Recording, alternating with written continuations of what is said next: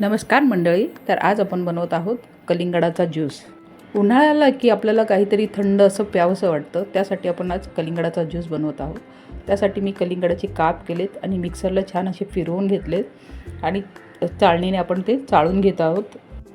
मिक्सरला फिरवताना कलिंगडाच्या फोडीमध्ये आपण पुदिना घालणार आहोत आणि पुदिना घालून आपण छान असं पेस्ट तयार करून घेतली आणि त्यानंतर आपण गाळून त्याचा ज्यूस तयार करून घेतला आहे. आता आपण सर्व करतो आहे. त्यासाठी एका ग्लासमध्ये मी कलिंगडाचे लहान लहान क्यूब्स तयार करून मी त्याच्यात आता त्याच्यात आपण थोडेसे पुदिन्याची पानं घालून घेतलेली आहेत आणि त्याच्यामध्ये आपण थोडासा सब्जासुद्धा घातलेला आहे. तो व्हिडिओ माझ्याकडून स्किप झाला.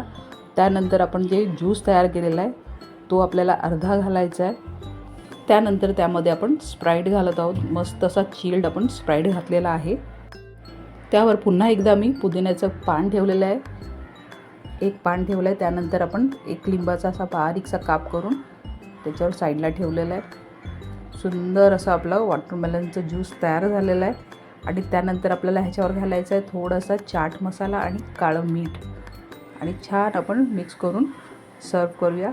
अगदी एक नंबर असं हे मोजिटो तयार झालेला आहे.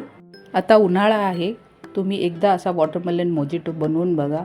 आवडला तर नक्की कॉमेंट करा. चला तर भेटूया एका नवीन रेसिपीसोबत. धन्यवाद.